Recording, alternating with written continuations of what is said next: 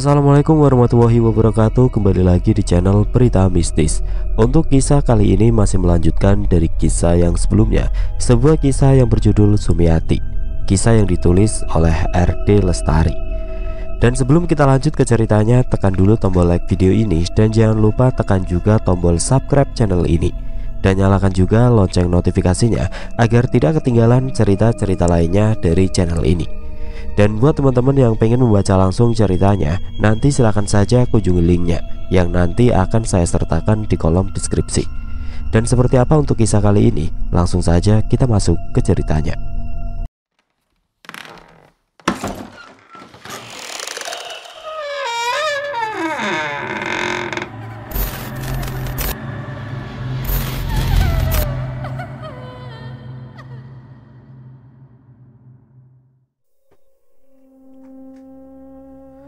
Sumi yang saat itu sedang tertunduk mengangkat wajah dan menatap ke arah laki-laki berkulit hitam dengan tubuh kekar, menantangnya dengan mengangkat sebilah parang di tangannya. Maling? Apa itu maling? Celoteh Sumi dengan tatapan heran. Woi, maling kamu ya? Jadi kamu yang selama ini malingnya? Namun sebelum ia bergerak dan melangkahkan kakinya, ia sempat berteriak kepada teman-temannya yang saat itu berada di belakangnya. Woi, ini malingnya ketemu! Sumi bergeming. Gadis itu heran mengapa makhluk yang serupa seperti Aksa itu berteriak dan menatapnya tidak bersahabat. Sekitar 8 orang mengepungnya, semua laki-laki berkulit sawo matang dan hitam.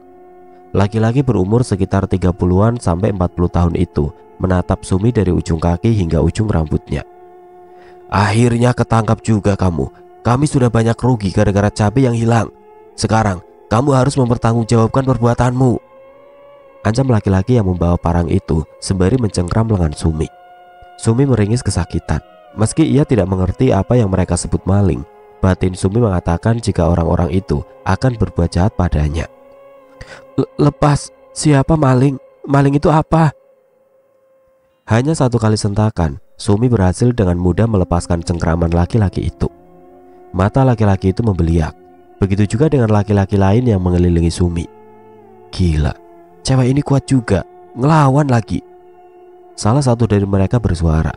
Sumi mundur beberapa langkah saat laki-laki yang membawa parang itu kembali mendesak dirinya. Ia memindai tatapannya ke satu persatu orang yang menatapnya dengan pandangan mengintimidasi. Tunggu, sebelum kita bawa gadis ini, apa tidak sebaiknya kita coba? Di balik wajah kumel dan baju lusuhnya, gadis ini terlihat cantik. Pria berambut keriting menatap gadis itu dengan penuh nafsu. Ah, gila kamu. Gadis kotor seperti ini, apa menariknya? Pasti bau. Sumi yang mendengar percakapan orang-orang itu naik pitam. Ia bersiaga sewaktu-waktu mereka menyerang Sumi dan melakukan perbuatan buruk padanya. Sudah, jangan berpikiran buruk. Gadis ini tukang maling. Nanti kalau ada apa-apa dengannya, kita yang kena getahnya. Sudah, bawa saja dia ke desa. Kita hukum sesuai perbuatannya. 8 orang laki-laki itu pun akhirnya berusaha membawa Sumi. Sumi berontak sekuat tenaga. Tetapi tenaga gadis itu tidak sebanding dengan kekuatan laki-laki yang sedang bekerja sama itu. Sumi diseret tanpa rasa kasihan. Mata hati orang-orang itu seperti sudah tertutup dengan kabut emosi. Lepasin, lepasin! Sumi meronta, tapi tidak dipedulikan. Sumi dibawa melewati perkebunan coklat yang cukup luas. Bukan hanya kakinya yang terluka karena orang-orang itu menariknya dengan paksa, tapi juga pakaian lusuhnya yang berdebu dan terkoyak. Setelah berjalan cukup jauh, Sumi akhirnya tiba di pinggir desa. Mata Sumi terbelalak saat melihat pemandangan desa yang menakjubkan. Namun Sumi tidak dapat menikmati pemandangan itu karena perbuatan orang-orang ini menjadikan dirinya tersangka atas apa yang tidak pernah ia lakukan. Warga yang tidak sengaja melihat kejadian itu menjadi kepo dan begitu tahu. Satu persatu warga ikut ke rombongan para lelaki itu yang akan membawa Sumi ke balik desa. Alhasil desa yang semula sepi menjadi ramai karena suara hiruk pikuk warga. Sumi yang lelah tidak mampu melawan. Setengah sadar Sumi masih diseret tanpa rasa kasihan. Tanpa sengaja salah satu asisten rumah tangga keluarga Raden Aryo Bramasta, seorang juragan kaya raya pemilik kebun teh terbesar di desa Sukmajaya, menangkap kejadian itu di depan matanya. Ia langsung berlari ke arah rumah majikannya dan mengabarkan kejadian buruk itu. Iba saat melihat sang gadis yang diseret dalam keadaan setengah sadar, lunglai tanpa daya. Wanita berumur 40 tahunan itu tergopoh-gopoh berlarian untuk sampai ke rumah majikannya. Ia akhirnya menghentikan langkah tepat di hadapan rumah mewah berhalaman luas. Rumah bergaya Belanda dengan cat identik berwarna putih, beratap limas, dan mempunyai banyak jendela yang besar-besar. Itu nampak lengang. Wanita bernama Nuria itu kembali melanjutkan langkahnya dengan tergesa, mencari siapapun yang ada di dalam rumah. "Ada apa, Mbok? Kenapa terlihat kalut seperti itu?" sapa seorang wanita bersanggul seraya mendekat ke arahnya. Wanita itu heran saat melihat asisten rumah tangganya yang masuk ke rumah tiba-tiba tanpa mengucapkan salam. "Mohon maaf, Doro, saya masuk tidak permisi dulu. Saya tadi melihat ada kejadian besar di alun-alun desa. Seorang gadis diarak warga dan diseret," ungkap wanita itu dengan suara dan tangan yang gemetar menahan takut. Wanita beralis tipis yang dipanggil Doro itu menatap dalam. "Lantas apa yang harus aku lakukan? Sepertinya itu bukan urusanku." Wanita itu berbalik seolah tidak peduli dan berjalan kembali ke tempat duduknya, mendaratkan bokongnya dengan anggun di salah satu bantal kursi yang terbuat dari kayu jati, mengangkat salah satu kaki dan menumpukan di kaki yang satunya. "Saya mohon Doro bisa menghentikan aksi main hakim sendiri. Bukankah Doro adalah orang terpandang di desa ini? Saya yakin warga akan menuruti ucapan Doro." Nuria memohon, tapi wanita itu hanya menatap sinis dan mengibaskan tangan. "Bukan urusan kita, Mbok. Sekarang kamu kembali ke dapur dan cepat masak untuk makan siang kita." "Tapi Doro..." "Jangan banyak membantah, atau kamu mau saya pecat." Nuria menekuk ludahnya susah payah. Ia pun akhirnya mengangguk pasrah dan melangkah menuju dapurnya. Baru saja memasuki dapur, seorang laki-laki muda masuk dari pintu belakang dengan keringat yang bercucuran di keningnya. Ia menatap ke arah Nuria dan langsung bertanya, "Ada apa, Mbok? Apa baru saja dimarahi ibu?" Nuria yang saat itu sedang tertunduk langsung mengangkat wajahnya dan menatap pemuda itu dengan sendu. "Tidak, Den. Saya tadi melihat ada keributan di alun-alun desa. Seorang gadis diseret dengan kaki terluka dan sepertinya tidak sadarkan diri. Saya kasihan, Den. Gadis itu masih terlalu muda," ungkapnya yang membuat pemuda beralis tebal itu tergugah. "Alun-alun desa?" "Iya, Den. Alun-alun desa." "Baik, Mbok. Kalau begitu saya akan ke sana." "Tapi Den, para penjaga..." "Saya akan pergi seorang diri. Saya pergi dulu, Mbok," ucapnya seraya memutar tubuh dan bergegas menuju kuda hitam kesayangannya. Wanita itu menatap tuannya dengan haru. Seulas doa ia ucapkan, berharap agar pemuda tampan itu mampu menghentikan aksi warga dan menolong gadis muda yang sedang bertaruh nyawa. Derap langkah kaki kuda terdengar memecah keheningan saat melewati area perkebunan teh yang luas. Beberapa orang pekerja menatap ke arah laki-laki muda berwajah rupawan yang sedang menunggangi kuda dan melaju dengan kencang melewati mereka. Wajah tampan dan gagahnya tidak ayal membuat decak kagum siapapun yang melihatnya. Begitu maskulin, wajah Indonesia khas dengan alis tebal dan berahang tegas, berbibir tipis dan berkulit sawo matang, tidak terlalu putih maupun gelap, menampilkan kesan maco dengan otot tangan yang mencuat. Pemuda itu terlihat begitu mempesona. Dengan wajah seriusnya, ia tampak fokus agar bisa dengan cepat sampai di alun-alun desa. Suara riuh rendah warga yang berkumpul di alun-alun desa membuat gadis yang sudah sangat lemah itu membuka matanya. "Jadi ini orang yang sudah mencuri hasil kebun kita. Mereka pasti komplotan. Tidak mungkin hanya gadis ini saja," ucap salah satu warga saat melihat gadis yang saat itu kedua tangannya diikat di kayu yang terbentang. Dengan wajah yang masih tertunduk, Sumi hanya bisa pasrah. Ia tidak menyangka makhluk serupa dirinya ternyata punya sifat yang sangat jahat. Apa salah dirinya? Kenapa ia harus disakiti dan diperlakukan secara kejam? "Panggil Pak Kades. Kalau tidak, langsung kita bakar saja agar komplotan para tukang maling itu jerah dan tidak berbuat onar lagi," teriak salah satu warga. "Bakar saja, iya bakar." "Bir." Seseorang menyiramkan air comberan berwarna hijau kehitaman yang sangat bau ke tubuh Sumi. Netra Sumi mengerjap karena pedih. Air masuk dan mengenai matanya. Gadis berpakaian lusuh itu hanya mampu menggeram tanpa bisa membalas. "Rasakan itu, tukang maling. Gara-gara kamu, kami harus merugi." "Aku tidak maling. Aku hanya numpang lewat. Aku ingin bertemu Aksa." Gadis itu akhirnya tidak tahan untuk membela dirinya. Guyuran air yang bau itu terlihat biasa baginya, tapi dingin yang membekap tubuhnya membuat gadis itu semakin tidak berdaya. "Tunggu, apa yang sudah kalian lakukan? Gadis ini belum tentu komplotan maling. Kita jangan main hakim sendiri." Pekik seorang bapak-bapak berpeci yang datang dengan langkah lebar dan tergopoh-gopoh. Pria dengan tubuh tambun dan perut buncit itu adalah Pak Herman, kepala desa setempat yang baru saja bangun dari tidur karena ada salah satu warga yang menjemputnya. "Saya saksinya, Pak. Saya melihat sendiri waktu dia memetik cabai di kebun saya. Kalau bukan maling, lantas apa?" Tukas pria bertubuh tinggi tegap dengan kulit hitam mengkilat. Tubuh Sumi menggigil. Meskipun matahari sudah terasa terik, tapi karena tubuh itu belum diberi nutrisi, Sumi tidak mampu menahan dingin yang disebabkan hembusan angin di alun-alun desa saat itu. "Sudah, kita bawa dulu dia ke kantor. Jangan begini, kasihan. Dia juga manusia, sama seperti kita." Pak Kades mendekat dan menyuruh beberapa warga untuk melepas ikatan di tangan Sumi. "Lepaskan dia. Dia adalah teman saya." Suara seseorang terdengar lantang, membuat warga sekitar terhenyak dan langsung mencari asal suara. Seorang pemuda berumur sekitar 25 tahun dengan gagah berjalan ke arah Sumi yang masih terikat. Senyum terbit di wajah pucat Sumi. Rasanya ingin menangis saat laki-laki itu datang mendekat dan menyingkirkan banyak orang yang berdiri menghadang jalannya.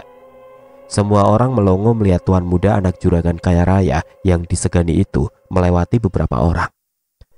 Para gadis yang kebetulan berada di tempat itu menatap kagum wajah dengan rahang tegas dan bibir tipis yang menekuk dengan mata tajam elangnya. Melangkah dengan kaki terhentak dan menciptakan keheningan. Siapa yang berani?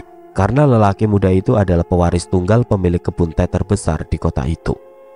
Rata-rata penduduk desa bekerja pada orang tuanya.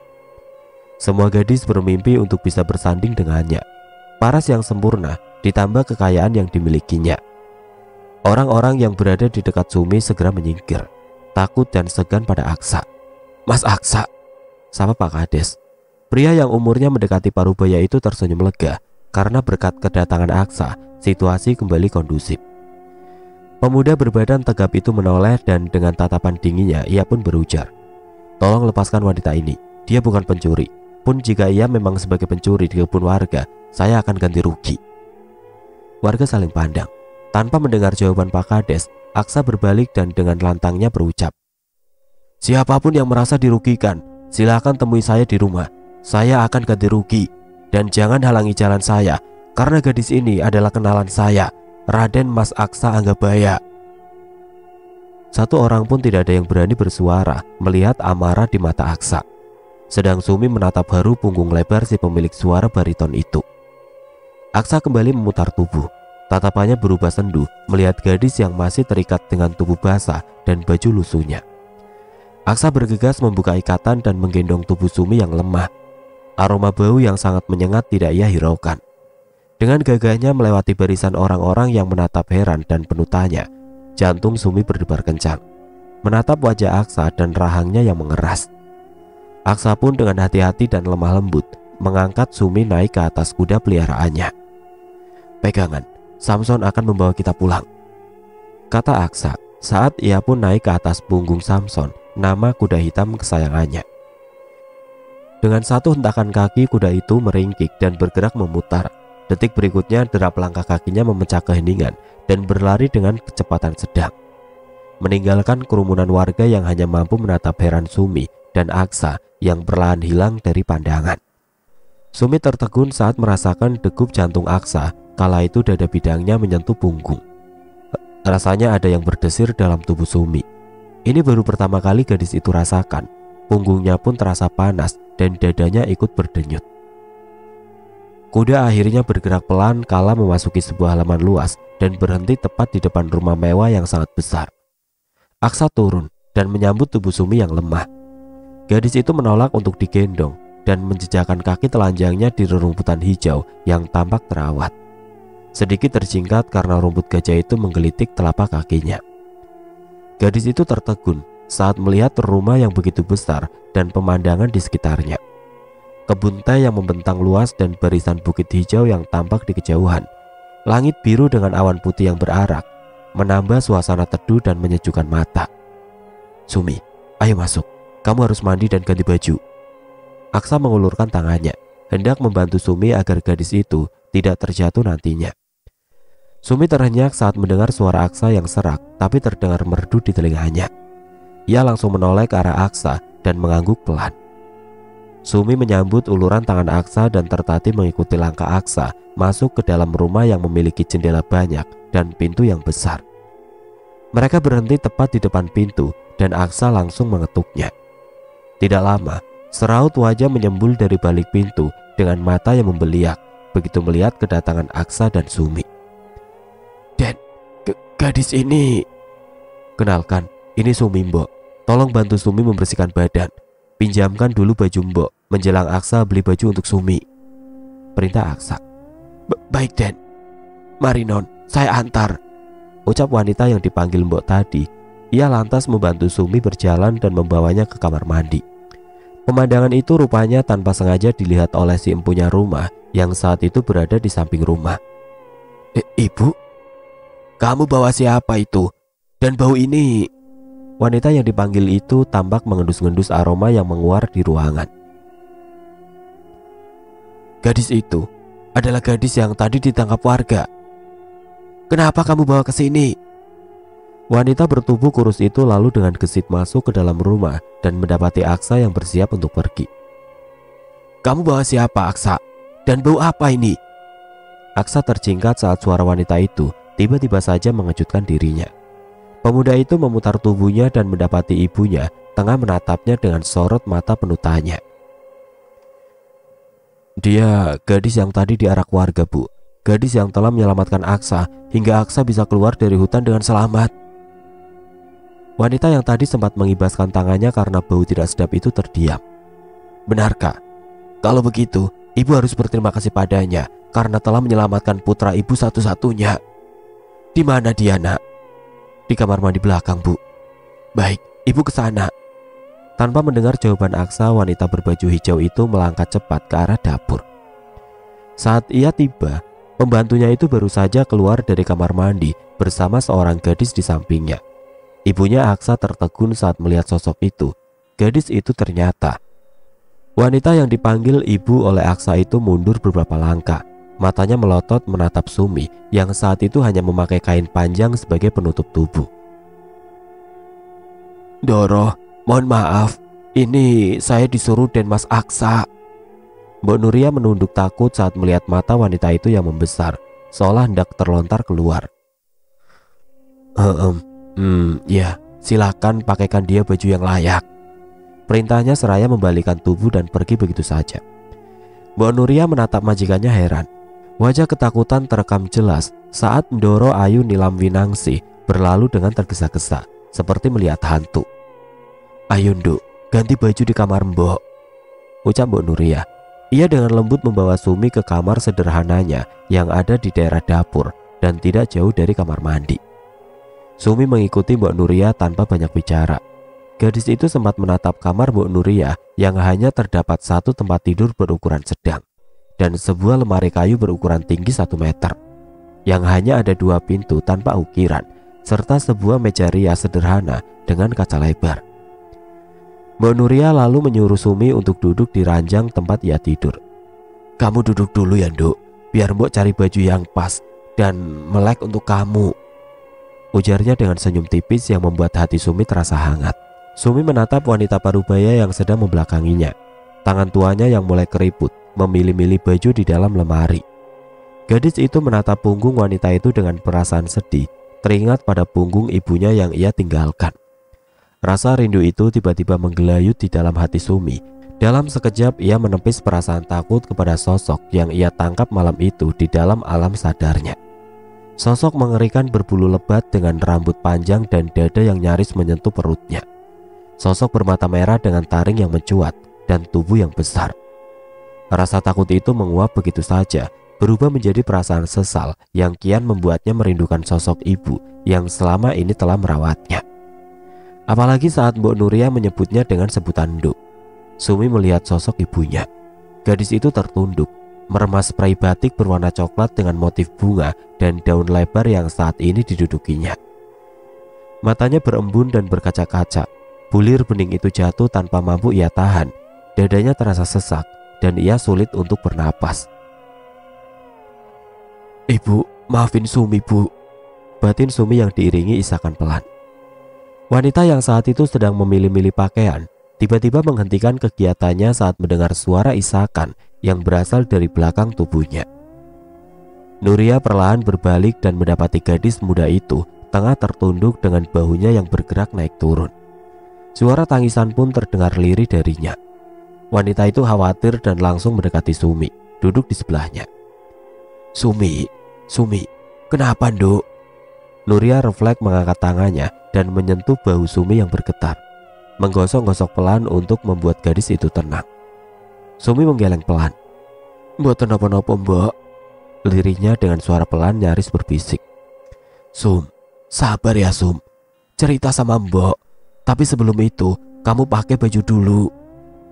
Mbok berdiri dan meraih daster panjang lalu memberikannya pada Sumi. Gadis itu mendongak dan mengangguk. Ia menghapus dulu air matanya sebelum menerima pakaian yang disodorkan oleh Mbok Nuria. "Oh iya, ini dalemannya." Mbok kembali berbalik dan mengambil sepasang daleman yang masih baru, lalu menyerahkan dua benda itu pada Sumi. "Pakailah Sum, kamu jangan takut, daleman ini masih sangat baru. Ini punya anak gadis Mbok. Kebetulan saat ini anak ibu sedang bersekolah. Dia tidur di kamar sebelah." "Terima kasih Mbok, Sumi pakai ya." Mbok Nuria menanggapi ucapan Sumi dengan anggukan. Ia dengan sabar membantu Sumi memakai pakaian. Nuria berdecak kagum. Awalnya ia melihat tubuh Sumi sangat kotor dan penuh dengan debu juga berbau. Namun setelah ia melihat tubuh polos gadis itu, ia baru sadar tubuh Sumi sangat bersih, putih dan berkulit halus. Wajahnya pun menjadi sangat berseri dengan rambut hitam panjang yang berkilau. Sumi bagaikan berlian yang tertutup lumpur, sangat bersinar. "Rene, Nduk, Mbok sisirin." Nuria mengajak Sumi duduk di depan meja hias. Sumi terjingkat. Ia heran saat melihat kaca. Selama ini ia tidak pernah melihat benda itu. Apalagi ia melihat kaca memantulkan sosok Mbok Nuria dengan gadis cantik bermata sendu di sampingnya.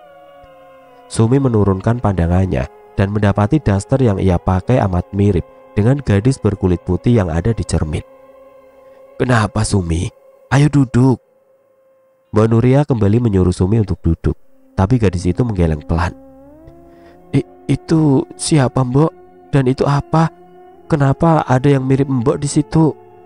tanya Sumi menatap takut-takut ke arah cermin seraya menunjuknya.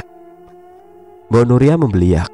Ia lalu menoleh ke arah cermin dan kembali memindai tatapannya ke arah Sumi. "Ini cermin Sumi. Kamu tidak tahu cermin? Tidak pernah lihat cermin sebelumnya?" tanya wanita itu heran. Sumi menggeleng pelan. "Sumi tidak tahu itu apa Mbok. Sumi belum pernah lihat itu sebelumnya." "Ini cermin Sumi, benda yang terbuat dari kaca dan memantulkan semua benda yang ada di hadapannya, termasuk kita. Dan gadis di samping Mbok itu adalah kamu Sumi. Kamu lihat, gadis di cermin itu memakai pakaian yang sama seperti kamu." Dengan sabar Mbok Nuria menjelaskan pada Sumi. Sumi terhenyak, seolah tidak percaya dengan apa yang ia lihat di hadapannya. Perlahan ia mendekat ke arah cermin dan duduk di depannya. Matanya lekat menatap setiap jengkal tubuh gadis yang dipantulkan cermin. Itu aku," bisiknya pelan. "Iya, itu kamu Nduk. Mbok bantu sisirin rambut kamu ya." Tanpa menunggu persetujuan Sumi, Mbok Nuria meraih sisir dan mulai menyisir rambut Sumi yang panjang melewati pinggang. Sumi masih tidak percaya dengan apa yang dilihatnya. Bagaimana bisa gadis itu dirinya, berwajah cantik dengan kulit putih berseri, sedangkan selama ini saat ia melihat bayangannya yang terpantul di air, berwajah kotor dan penuh debu juga tanah. Sumi begitu mengagumi sosok yang terpantul di cermin. Benarkah itu dirinya? Sementara itu wanita yang dipanggil ibu oleh Aksa itu berjalan mondar-mandir di depan cermin kamarnya. Sesekali ia berdecak dengan kening yang mengerut dan tangan yang bertolak pinggang. Tidak, tidak mungkin itu dia. Itu pasti bukan dia. Apa itu anaknya? Tidak, tidak mungkin. Itu pasti tidak mungkin. Ia berbicara seorang diri. Bersamaan dengan itu terdengar bunyi kendaraan roda 4 di luar rumah.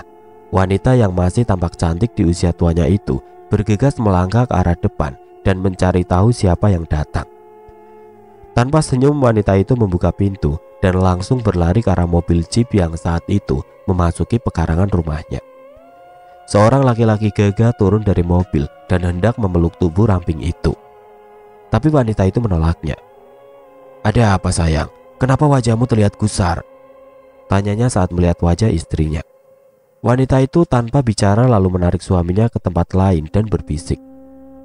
Apa masih yakin wanita itu sudah mati? Wanita siapa? Suparti. Apa? Suparti? Tentu saja, jawabnya yakin. Ia lalu menunduk dan mendekati wajah istrinya. Bagaimana manusia yang sudah sekarat bisa hidup di hutan angker yang terkenal banyak makhluk pemakan daging manusia? Mustahil untuk hidup, bisik lelaki itu diselingi senyum jahatnya. Tapi wanita beralis tipis itu meremas jemarinya yang saling menaut. Ia seperti enggan untuk mengungkapkan apa yang saat ini ada di dalam hatinya. Kenapa sayang? Sudah, jangan lagi dipikirkan. Itu adalah masa lalu yang pahit dan harus dilupakan. Lelaki beralis lebat yang sebagian sudah ditumbuhi uban itu menarik dirinya dan berdiri tegap seraya memegang perutnya yang sedikit membuncit karena usia. Masak apa? Mas sangat lapar, imbunya dengan senyum simpulnya. Masak ikan mas, bumbu kuning dan lalapan, sambal terasi juga ayam ungkep, jelas istrinya. Wah, enak pasti itu. Ya sudah, ayo kita makan. Mas sudah gak sabar, ujar lelaki itu seraya meraih lengan istrinya dan hendak menariknya, tapi langsung ditahan. Sayang. Lelaki bernama Aryo itu menaikkan salah satu alisnya dan menatap dalam wanita yang tangannya sedang ia genggam. Jangan masuk mas, aku mohon, istrinya mengelas. Kenapa? Ada apa di... Bapak, ibu, kenapa berada di luar? Ayo kita masuk, Aksa sudah lapar. Kedua orang itu terjingkat saat tiba-tiba terdengar suara anak laki-laki tunggal mereka, Aksa. Mereka serentak menatap ke arah Aksa yang saat itu membawa kantung belanjaan. Kamu dari mana Aksa? Tanya bapaknya heran melihat tentengan yang dibawa Aksa. Terlihat besar tapi tidak berat. Oh, ini untuk gadis di dalam pak. Gadis yang menolong Aksa waktu Aksa berada dalam hutan. Aksa ingin membalas budi. Kalau bukan karena gadis itu, Aksa tidak tahu apakah Aksa bisa menghirup udara bebas seperti saat ini, jawab Aksa seraya menghela nafas dalam. Kalau begitu, mari kita temui gadis itu sekarang. Bapak jadi penasaran, seperti apa gadis yang telah menolongmu itu, sahut Aryo dengan senyum khasnya. Ayo bu, kita masuk ke dalam. Hari sudah sangat siang, Bapak lapar. Laki-laki itu lalu menarik tangan istrinya dan mengajaknya masuk. Tapi wanita itu seperti menahannya dan menggelengkan kepalanya, seolah memberi kode agar laki-laki itu tidak masuk ke dalam. Kenapa bu?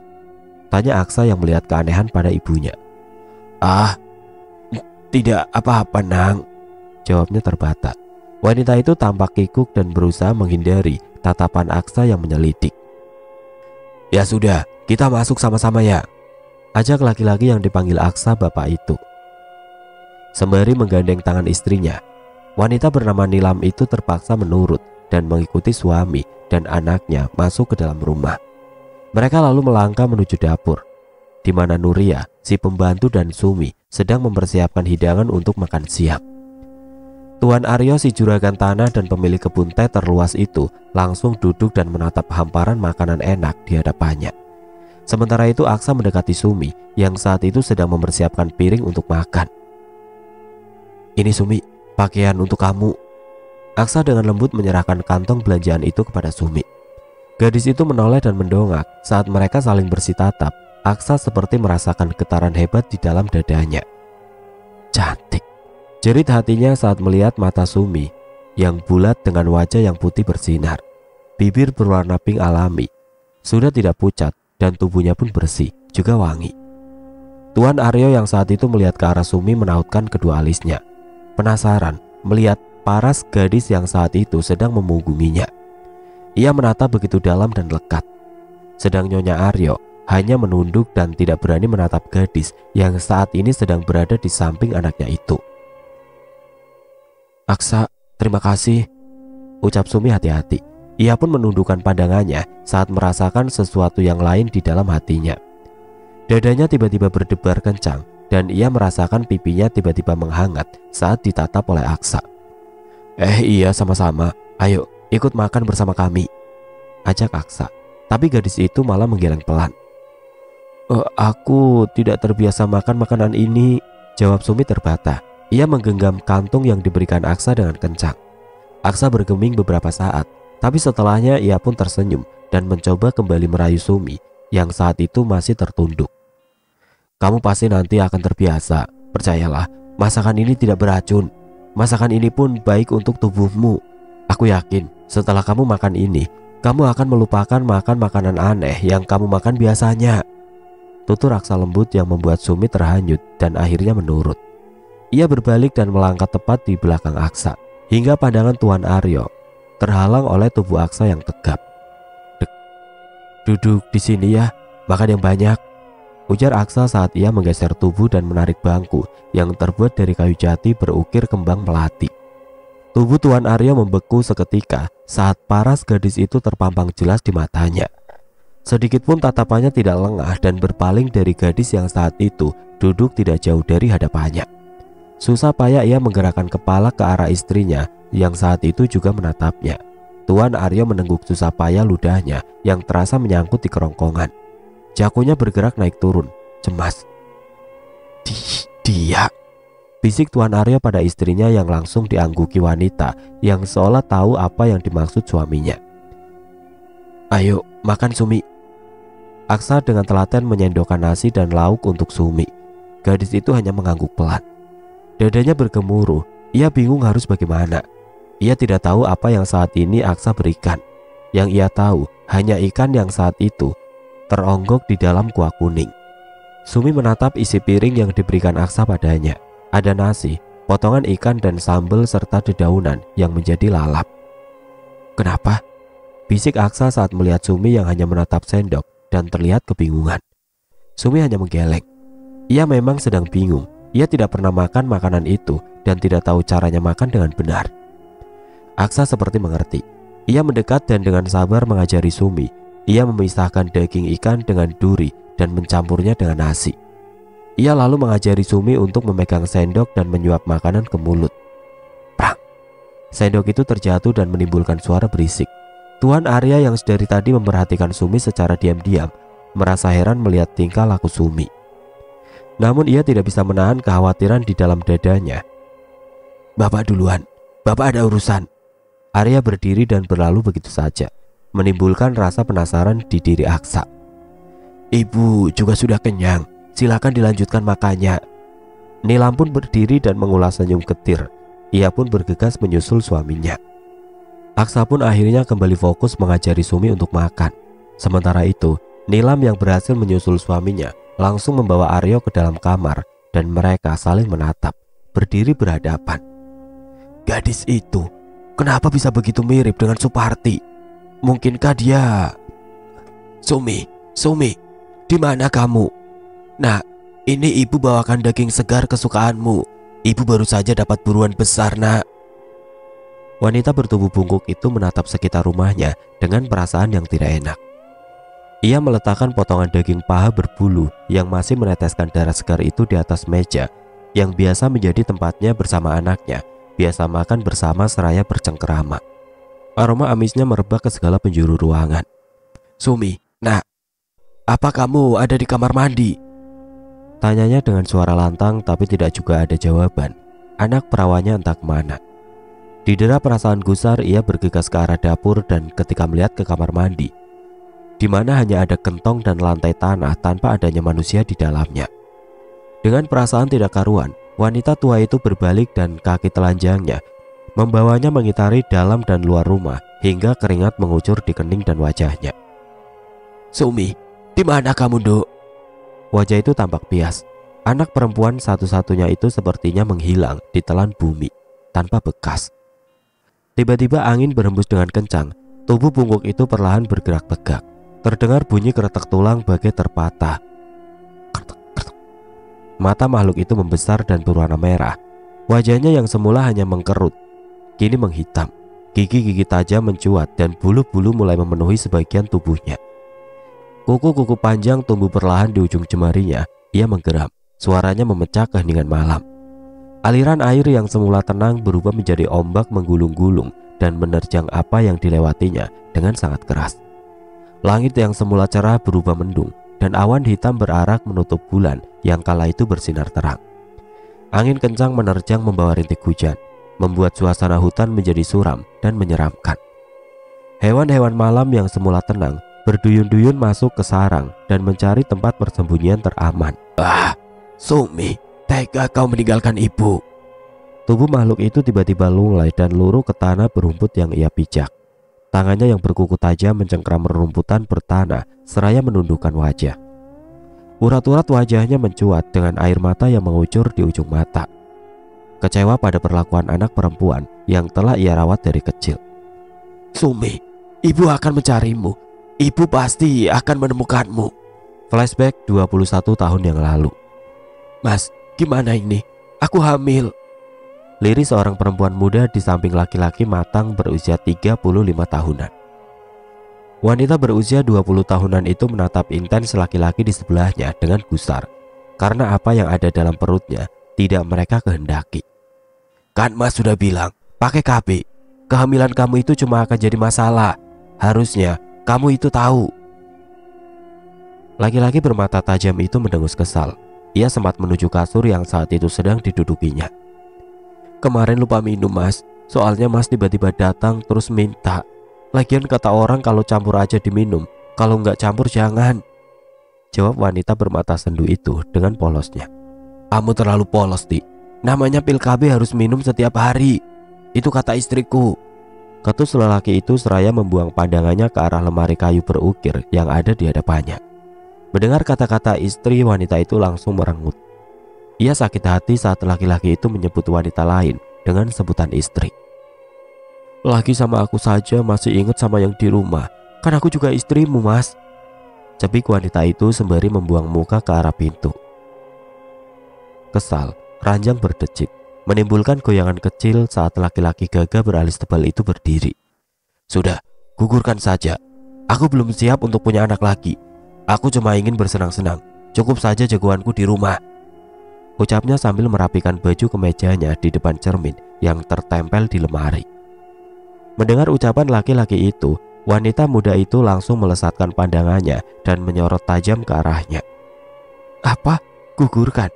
Jangan mimpi. Biar menikah secara siri. Pernikahan kita sah dan bukan zina.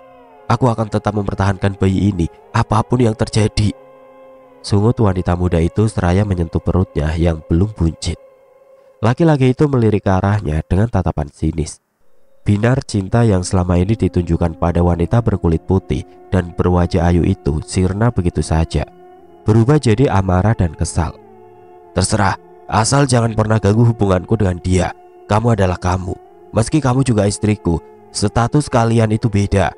Kamu jangan pernah menuntut lebih dari aku. Aku tidak akan pernah memberi perhatian lebih pada anak itu. Karena sejatinya, aku hanya ingin bersenang-senang denganmu. Ucap laki-laki itu dengan tegas dan lugas. Hati wanita mana yang tidak akan hancur bila lelaki yang ia cintai berbicara dengan begitu tegas jika ia menganggap sebuah pernikahan itu hanya untuk bersenang-senang. Air mata itu jatuh begitu saja dari mata yang berkabut, kesedihan dan rasa kecewa yang begitu mendalam. Sudah, jangan menangis, aku pulang. Dan ini, uang untuk keperluanmu. Dan anak dalam perutmu itu.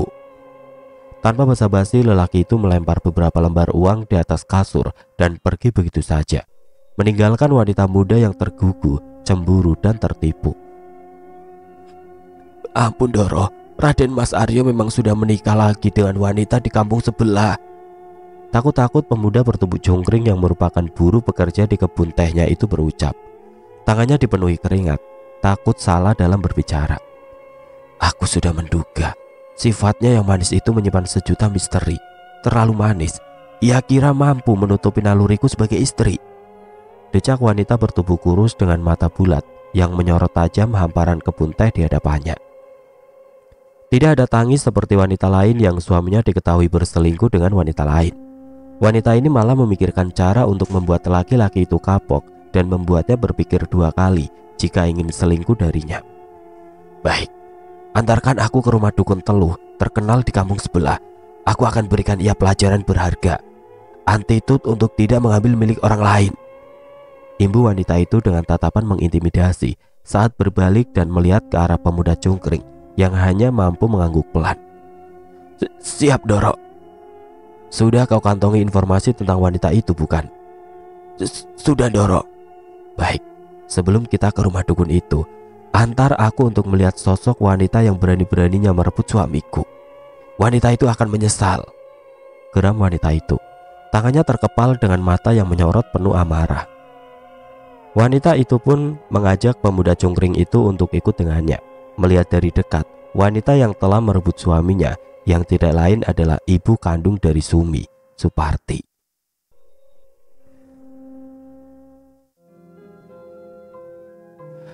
Oke teman-teman, sampai di sini dulu ceritanya. Nantikan kelanjutan kisah ini di video berikutnya. Agar tidak ketinggalan, klik tombol subscribe channel ini dan nyalakan lonceng notifikasinya.